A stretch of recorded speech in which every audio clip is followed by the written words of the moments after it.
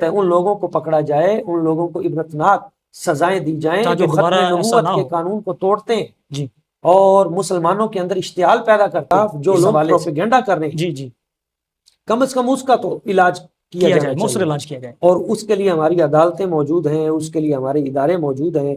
ہم کسی فرد کو قانون ہاتھ میں لینے کی اجازت کبھی نہیں دیتے، بالکل قانون کا ہم احترام کرتے ہیں۔ رہا ہوں کہ مذہبی قیادت میں کن اصلاحات کی ضرورت ہے؟ جی، خطرناک سوال ہے جو بہت آپ نے خطرناک پوچھا ہوگا، اور اس میں بھی بڑا کردار ریاست کا ہے۔ جی، تشدد جب اوپر سے ہوگا تو نیچے تک جائے گا، اوپر سے رحم ہوگا تو نیچے تک رحم خیر جائے گی۔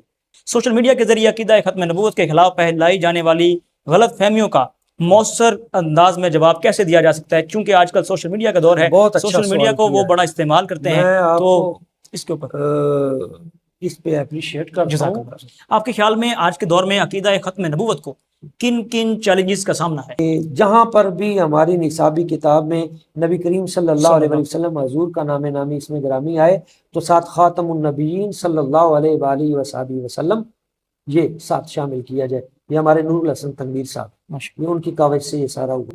اسی طرح ختم نبوت کے تحفظ کے لیے 1953 کی تحریک میں سب سے پہلے جو خواتین کا جلوس نکلا تھا وہ بھی سرزمین ہارون آباد سے نکلا تھا۔ تاریخیں کھل رہی ہیں۔ بہت اہم میں آپ سے سوال کرنے جا رہا ہوں کہ عصر حاضر میں مغربی دباؤ بہت زیادہ بڑھ رہا ہے، ایسے میں اسلام کا پیغام کیسے پھیلایا جا سکتا ہے، اور وہ کیا ذرائع ہوں گے جن کے ذریعے ہم اپنا اسلام کا جو پیغام ہے وہ پھیلا سکتے ہیں؟ آپ کے نزدیک آج کے نوجوانوں کو اسلامی تعلیمات کی طرف راغب کرنے کے لیے بہترین طریقہ کیا ہو سکتا ہے؟ ایک تو بڑے دکھ کی بات یہ ہے کہ جن لوگوں نے امت میں اتحاد پیدا کرنا تھا جی، ان میں سے اکثریت کچھ لوگوں کو اتحاد ختم کرنے کی اچھی قیمت مل چکی۔ اور یہ بھی ہے کہ آج کی امت مسلمہ کو درپیش چیلنجز کے حوالے سے آپ کی کیا رائے ہے؟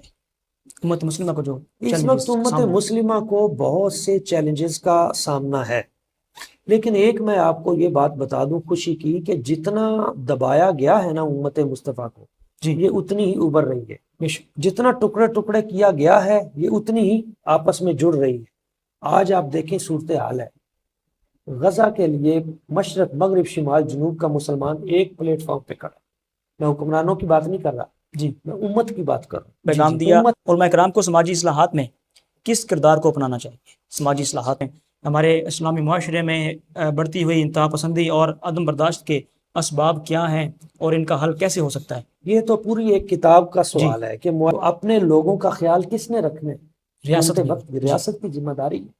تو وسائل کا صحیح طرز کے ساتھ تقسیم کرنا، حقدار کو اس کا حق دینا، عدل کا قرآن کہتا ہے من قتل نفسا بغیر نفس او فساد فی الارض فکأنما قتل الناس جميعا ومن احیاها فکأنما احیا الناس جميعا۔ ایک شخص کو جس نے بلا وجہ قتل کر دیا ایسے پوری روح انسانی نے۔ تو عدم تشدد اور انارکی، فتن و فساد ان چیزوں سے بچائیں۔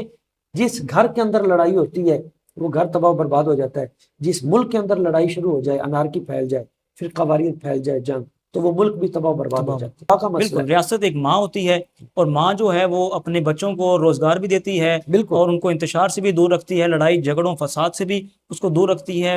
میں سمجھتا ہوں کہ آپ یہ کہنا چاہ رہے ہیں کہ ریاست کو چاہیے کہ وہ اس میں اپنا عملی کردار جو ہے وہ ادا کرے، کہ وہ کوشش کریں کہ کسی بھی طرز پہ تشدد جو ہے وہ نہ پھیلایا جائے، انارکی نہ پھیلائی جائے، تلخی نہ پیدا کی جائے، یا کوئی ایسا عمل بھی نہ کیا جائے جس سے بعض لوگ یہ سمجھیں کہ ہمارے ساتھ یہ زیادتی ہوئی۔ جی، جو امام غزالی بھی فرماتے ہیں کہ اپنی تعلیم کو وقت کے حساب سے اس میں تبدیلی لائی جائے، ہماری تعلیم میں جدت نہیں آ رہی۔ امام غزالی بھی کہتے ہیں کہ اپنے نصاب تعلیم کو وقت کے حساب سے اپڈیٹ کیا جائے۔ میں آپ کی بات سے 100% اتفاق کرتا ہوں۔ جی، آپ نے ایک چیز کا پوچھا ہے نا، جی جی، میں صرف ایک گزارش کروں گا، ہمارے استاد کی پریشانی کو ختم کر دیا۔